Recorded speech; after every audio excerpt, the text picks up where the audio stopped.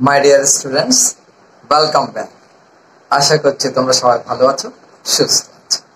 এখন তোমাদেরকে একটা সিস্টেম শিখাতে চলেছে, একটা ম্যাথ। সেটা আগেও আমি তোমাদেরকে শিখিয়েছি, তো এটা আরেকটু ভালো করে বুঝিয়ে দেওয়ার চেষ্টা করছি। যদি আগের ভিডিওতে তোমাদের কোনো রকম দ্বিধা থাকে বা সন্দেহ থাকে বা কোনো জায়গায় ভালো করে বুঝোনি, তাহলে এই ভিডিওটা একটু মনোযোগ দিয়ে দেখো, তাহলে আমার মনে হয় একদম 100% ক্লিয়ার হয়ে যাবে। আর তুমি যদি আমার চ্যানেলে নতুন ভিউয়ার হয়ে থাকো, তাহলে প্রথমে বলবো আগে চ্যানেলটা সাবস্ক্রাইব করে নাও। সাবস্ক্রাইব করে নিয়ে এই ভিডিওটা দেখো, তারপর তোমার যদি অন্য ভিডিওর দরকার হয়, তুমি কি করবে, আমার চ্যানেলের প্লে লিস্টে ঢুকে যাবে। সেখানে গিয়ে দেখবে অজস্র অনেকগুলো প্লে লিস্ট আছে। তোমার যেটা দরকার, তুমি জাস্ট সেই প্লে লিস্টে টাচ বা ক্লিক করো। সেখান থেকে যে ভিডিওগুলো তোমার দেখার ইচ্ছা হয় তুমি দেখো। এরপর যদি তোমার মনে হয় যে ক্লাসগুলো টেকনিক্যাল, ইজি, তুমি সহজে শিখতে পারবে, বুঝতে পারবে এবং দীর্ঘদিন মনে রাখতে পারবে, পরীক্ষার খাতায় খুব সহজভাবে লিখতে পারবে, তাহলে তুমি যেটা সাবস্ক্রাইব করেছো, তাহলে সাবস্ক্রিপশনটা ঠিকই রইলো, তুমি আমার সঙ্গে থেকে শিখতে পারো। আর যদি ভালো না লেগে থাকে, তাহলে আবার তুমি আনসাবস্ক্রাইব করে দাও, ঠিক আছে? আর তোমরা যারা ইতিমধ্যে আমার চ্যানেলটা সাবস্ক্রাইব করেছো, তাদেরকে অজস্র ধন্যবাদ। এই প্রসঙ্গে তোমাদেরকে আরেকটা কথা বলে রাখি, আমি যখনই যে ভিডিও আপলোড করছি, তখন ডেসক্রিপশন বক্সে দেখবে কি নিচের দিকে আরো কিছু ভিডিও লিংক দেওয়া থাকছে, অর্থাৎ এই রিলেটেড। যেমন মনে কর, এখন তোমাদেরকে আমি সামারি রাইটিং এর কিছু সিস্টেম বা একটা সামারি কিভাবে লিখতে হবে, সামারি লিখে বুঝিয়ে দিচ্ছি।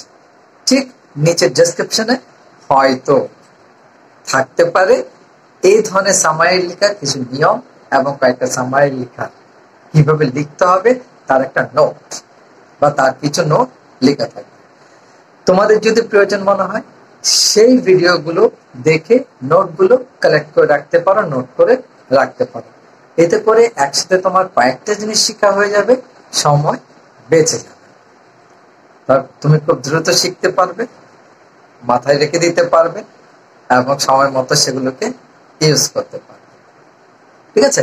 তাহলে চলো এখন তোমাদেরকে দেখিয়ে দিচ্ছি যে কিভাবে সামারি লিখতে হয়, বৈশিষ্ট্য সহ আরো কি কি জিনিস আছে সবগুলো বুঝিয়ে দিচ্ছি। সুতরাং কোন রকম স্কিপিং না করে পুরো ভিডিওটা মনোযোগ দিয়ে দেবে, লাভ তো তোমারই হবে। মেথড অফ সামারি রাইটিং, তাহলে বুঝতে পারছো যে সারাংশ বা সারমর্ম লিখতে গেলে যে পদ্ধতি তোমাকে অবলম্বন করতে হবে। এখানে এক একজনের এক এক মত আছে। আমি যেটা মনে করি সেটা হচ্ছে যে এই বৈশিষ্ট্যগুলো তোমাকে মেনে চলতে হবে।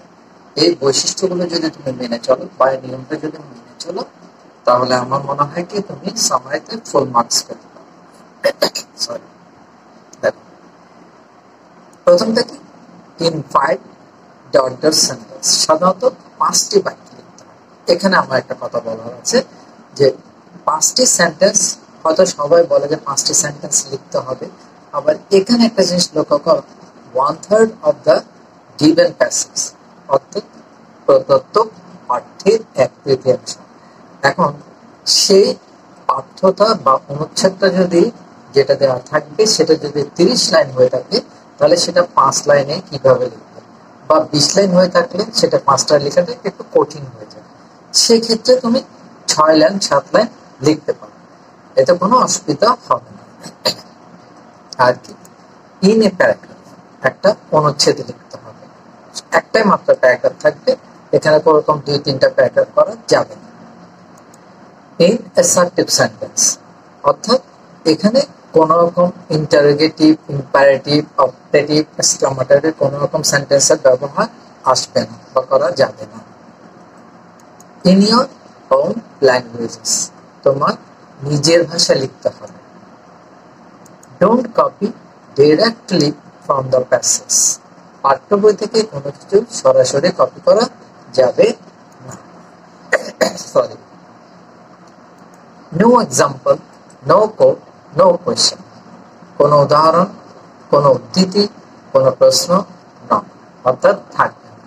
এখানে এইসব সামাইয়ের মধ্যে সাধারণত কোনো লেখকের উদ্ধৃতি থাকতে পারবে না, কারোর সাথে কম্পেয়ার করে কোনো উদাহরণ দেওয়া যাবে না, বা কোনো প্রশ্ন করা যাবে না।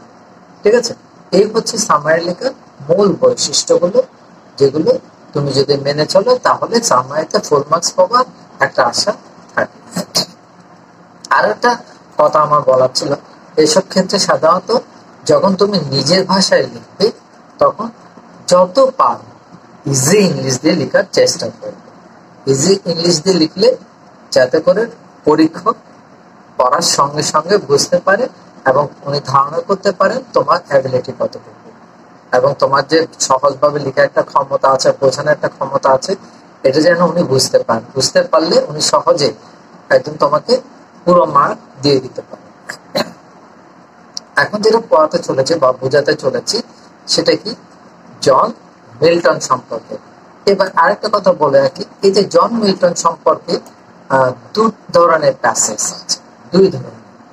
যদিও দুই ধরনের প্যাসেজের মধ্যে জন্ম মৃত্যু একই সালে লেখা আছে, কিন্তু মাঝখানে যে ইনফরমেশন গুলো সেগুলো কিছুটা চেঞ্জেস আছে বা কিছুটা এক্সট্রা আছে অথবা অতিরিক্ত আছে। সেক্ষেত্রে তোমাকে একটু মনোযোগ দিয়ে পড়তে হবে, বুঝে তারপর লিখতে হবে। তুমি একটা শিখেছো, একটা নোট করেছো, কিন্তু দেখা যাচ্ছে কি পরীক্ষায় আসলো আরেকটা, সেক্ষেত্রে তুমি যদি এটা লিখে দাও তাহলে তোমার নাম্বার মানে পুরোটা আসবে না। তো এটা যেটা কথা বলছি সেটা এসএসসি পরীক্ষায় চট্টগ্রাম বোর্ডে 2017 সালে এসেছিল, আর দিনাজপুর বোর্ডে 2024 সালে এসেছিল। সুতরাং বুঝতে পারছো এটা তোমাদের জন্য important. John Milton was one of the famous poets in English literature. John Milton সাহিত্যে, ইংরেজি সাহিত্যের একজন বিখ্যাত কবি। এই লাইনটা পড়ার সঙ্গে সঙ্গে তোমাকে খাতা নিয়ে বসতে হবে। সামনে খাতা নিয়ে বসার পর কয়েকটা জিনিস নোট করতে হবে।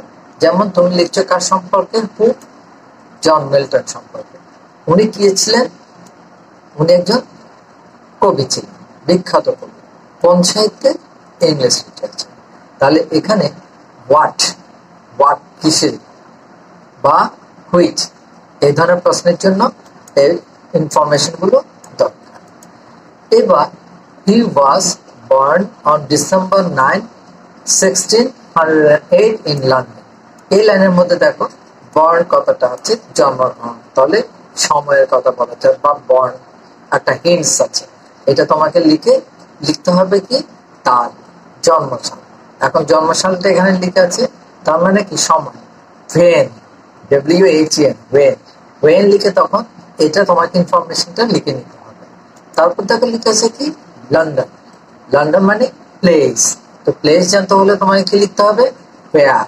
তো ওয়্যার লিখে এই ইনফরমেশনটা লিখে রাখতে হবে, যাতে করে তোমার ইনফরমেশন ট্রান্সফারের মধ্যে তুমি ফুল মার্কস পেতে পারো, তোমার জন্য কোনো সমস্যা না হয়। এরপর কি দেখো, at the age of 17, তাহলে এখানে কি দেয়া আছে? এজ দেয়া আছে বা টাইম দেয়া আছে, অথবা when, সেটা দিয়ে প্রশ্ন করলে এটা পাওয়া যেতে পারে।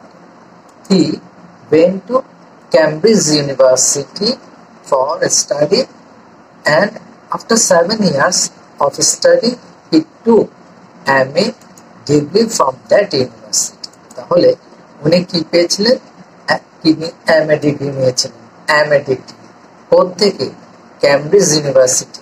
তাহলে এডুকেশন MA ডিগ্রিটার ইনফরমেশন যখন জানতে চাইবে সেটা কোত্থেকে, অর্থাৎ ইনস্টিটিউশনটা কি? Cambridge university. তো ওখানে কত বছর বয়সে গেছিলেন? 17 বছর বয়সে। কিসের জন্য গিয়েছিলেন? লেখাপড়া করতে, ইভেন্ট। এবং ওখানে কত টাইম লেগেছিল তার? আফটার 7 ইয়ার্স, 17 বছর পর। ওকে, তিনি MA ডিগ্রি নিয়েছিলেন ক্যামব্রিজ ইউনিভার্সিটি থেকে। এরপরে দেখো, সরি, দ্য নেক্সট 6 ইয়ার্স, 6 বছর পর। এবার 6 বছর হলে এখান থেকে তোমাকে খেয়াল রাখতে হবে, এই যে 1608 থেকে 17 বছর পর্যন্ত কত সাল হয়? 1608 সাধারণত আমার মনে হচ্ছে 25 সাল। এবার 25 সালের পরে 6 বছর, তাহলে 31 সাল। এখানে তোমাকে হিসাব করে যদি টাইমটা লিখতে হয়, কোন একটা জিনিস ইনফরমেশন তোমার কাছ থেকে জানতে চায়, সেক্ষেত্রে তোমাকে টাইমটা বয়স হিসাব ইয়ার হিসাব করে বা বছর হিসাব করে লিখতে হবে। The next 6 years he spent at Horton in unprofessional study. Unprofessional অপেশাদার, মানে পেশাদারি না, উনি যে পেশা থেকে ডিগ্রিটা নিয়েছেন সেই পেশার বাইরে। হর্টনে ছিলেন কতদিন? তিনি অপেশাদার শিক্ষা লাভের জন্য পরবর্তী 6 বছর হর্টনে অতিবাহিত করেন। 6 বছর, তাহলে এখানে টাইমটা দেওয়া আছে। তারপর হেনটা বের করতে হলে তোমাকে হিসাব করে বের করতে হবে। In 1638 he started his foreign tour. 1638 সালে টাইম তিনি বিদেশ ভ্রমণ শুরু করেন। কারণ এই যে ফরেন ট্যুর, ইভেন্টটা কি? Foreign tour. কখন থেকে? 1638 সাল থেকে। এগুলো খেয়াল রাখতে হবে, ইনফরমেশন লিখে লিখে শিখতে হবে। In 1641 1641 সালে he married Mary Powell, a young girl of 17. 1641 সালে তিনি মেরি পাওয়েল নামে 17 বছরের এক তরুণীকে বিয়ে করেন। তাহলে তিনি এই যে 1641 সালে বিয়ে করেন, তখন তার বয়স কত ছিল? তাহলে বয়সটা বের করতে হলে কি করতে হবে?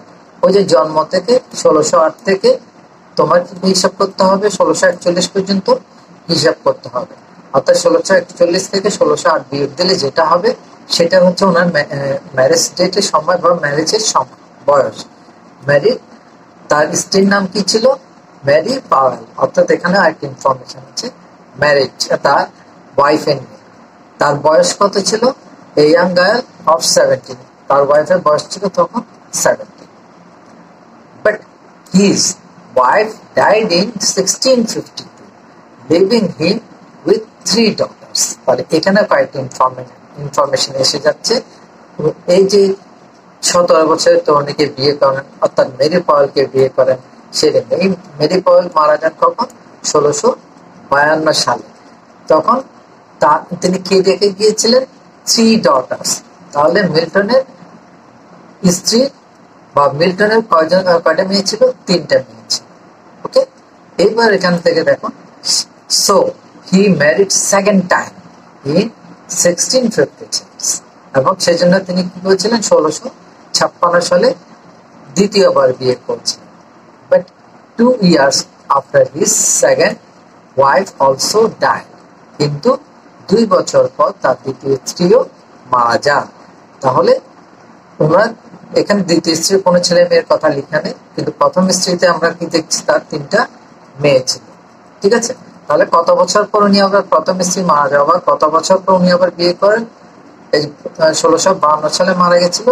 যদিও টাইমটা দেওয়া নেই, ইয়ারটা দেওয়া আছে, কিন্তু তার 3 বছর পর বা 4 বছর পর 1656 সালে তিনি আবার দ্বিতীয় বিয়ে করেন। কিন্তু দ্বিতীয় বিয়ে করার পর তার দ্বিতীয় স্ত্রীও তার 2 বছর পর মারা যান। এই যে 2 বছর পর তার দ্বিতীয় স্ত্রী মারা যান। Of all his of work, তার সমস্ত কর্মের মধ্যে paradise lost is said to be his biggest. তার সাহিত্য কর্মের মধ্যে প্যারাডাইস লস্ট কে সর্বশ্রেষ্ঠ বলা হয়। He finished composing this epic in 1663. 1663 সালে তিনি এই মহাকাব্য লেখা শেষ করেন। বলে প্যারাডাইস লস্ট উনি কত সালে শেষ করেছিলেন? 1663 সালে। But it was published 4 years later.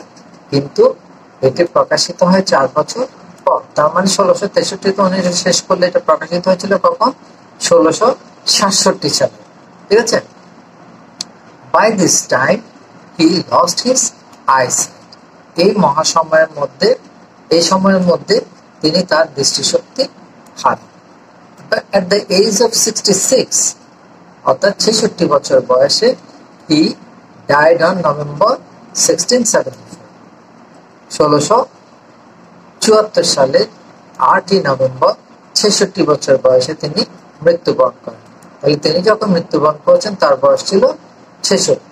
সালটা ছিল 1674, আর ডেটটা ছিল 8ই নভেম্বর। তাহলে এখানে সবগুলো ইনফরমেশন আলাদা আলাদা করে লিখে তোমাকে শিখতে হবে, এতে করে তুমি যে কোনো ইনফরমেশন ট্রান্সফার করতে পারো।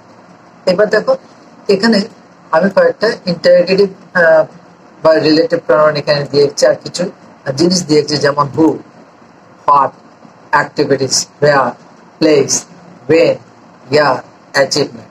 এইসব বিশেষ করে এইসব প্রশ্নের উত্তরগুলো তোমাকে লিখে শিখতে হবে, ঠিক আছে? যেমন হু কার সম্পর্কে লেখা, হোয়াট বলতে ইভেন্টকে বোঝানো হয়, তার অ্যাক্টিভিটিস বলতে কর্মকাণ্ডকে বোঝানো হয়, ওয়্যার বলতে প্লেসকে বোঝানো হয়, ওয়েন সময়কে বোঝানো হয়। এখানে বার্নট আসতে পারে, তার জন্মসাল আসতে পারে, তার যে পাস করার সাল, এমএ ডিগ্রি না আসলে এটা আসতে পারে, অ্যাচিভমেন্ট উনি কি অর্জন করেছেন, এগুলো আসতে পারে। ওকে, এবার দেখো সামারি লেখার নিয়মটাকে। আমরা তো সামারি বলেছি 5 লাইনে লিখতে হবে, তো এখানে কয়টা লাইন হয়েছে সেটা দেখো। আর লিখার স্টাইলটা কি, সবসময় তুমি একটা নির্দিষ্ট ফরম্যাটে লেখার চেষ্টা করবে, যাতে করে এই ধরনের যত প্যাসেজ বা সামারি দিক না কেন তুমি যাতে সহজে সেটা লিখতে পারো। সেজন্য কমন লাইনগুলোকে কি করতে হবে, তোমাকে মুখস্থ শিখতে হবে।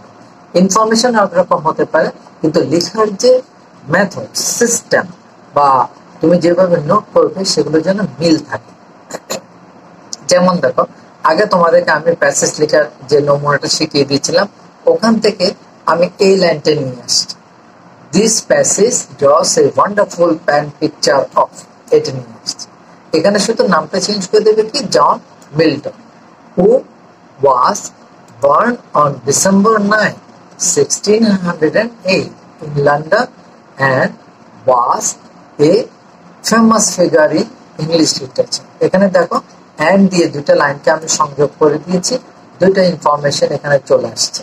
উনি কখন জন্মগ্রহণ করেছেন, এই অনুচ্ছেদটি জন মিল্টনের একটি চমৎকার কলম চিত্র আঁকে, যিনি 1608 সালে 9 ডিসেম্বর লন্ডনে জন্মগ্রহণ করেছিলেন এবং ইংরেজি সাহিত্যে একজন বিখ্যাত ব্যক্তিত্ব ছিলেন। ওখানে পড়ছি আমরা পয়েট, ফেমাস পয়েট, ঠিক আছে, বা ফেমাস রাইটার, কিন্তু এখানে আমরা লিখেছি ব্যক্তিত্ব, তাও কিছু ইংলিশে সাহিত্যের। সুতরাং ইংরেজি সাহিত্যের ব্যক্তিত্ব বলতে কোনো কি বুঝাবে, পয়েট বা রাইটার্সকে বুঝাবে। He took his MA degree from Cambridge University. তিনি ক্যামব্রিজ বিশ্ববিদ্যালয় থেকে MA ডিগ্রি নেন। He married 2 times. তিনি দুবার বিয়ে করেন, অর্থাৎ দুইবার যেভাবে বিয়ে করেছেন সেটা আমি সংক্ষেপে এক লাইনের মধ্যে নিয়ে আসবো। His literary work, the epic Paradise Lost, is considered the greatest, which he finished writing in 1664.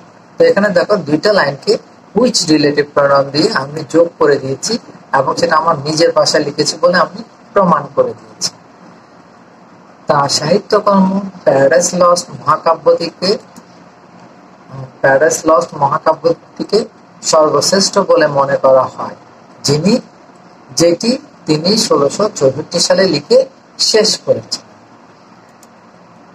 It has a great significance because Milton wrote his great epic even after his blindness. এটি একটি মহান তাৎপর্য আছে, কারণ Milton তার অন্ধত্বের পরেও তার মহান মহাকাব্য লিখেছেন। This great poet breathed his last on November 8, 1674. এই মহান কবি 1674 সালের 8ই নভেম্বর শেষ নিঃশ্বাস ত্যাগ করেন। তো এখানে লেখা আছে, দেখো এখানে লেখা আছে কি, at the age of 66 he died on November 8, 1664. আমি হয়তো লিখতে পারতাম he died on, এই লাইনটা লিখতে পারতাম, কিন্তু যেহেতু আমাকে বলেছে যে প্যাসেজ থেকে সরাসরি কোনো লাইন লেখা যাবে না, একটা বৈশিষ্ট্য আছে, ফিচার আছে, আর সেই জন্য এটা আমি একটু সাজিয়ে লিখলাম কি, this great poet breathed his last on November 8, 1674. এই মহান কবি 1674 সালে 8ই নভেম্বর শেষ নিঃশ্বাস ত্যাগ করেন। তো এই ধরনের কোনো কবি বা রাইটারকে নিয়ে যদি লিখতে দেওয়া হয়, তাহলে তুমি এই ফরম্যাটটা ফিক্সড করে রাখো। এই ধরনের মনে করো 4টা 5টা 6টা যদি সে ধরনের তোমার নোট করতে হয়, তুমি একসাথেই নোট করে ফেলো, অর্থাৎ একটার পর একটা লিখে ফেললে তখন লেখার স্টাইলটা, ইনফরমেশনটা কিভাবে তোমার সামারিতে চলে আসছে তখন তুমি বুঝে যাবে। ওকে, আশা করি তোমরা এটা ক্লিয়ারলি বুঝতে পেরেছো। So thank you very much for watching the video.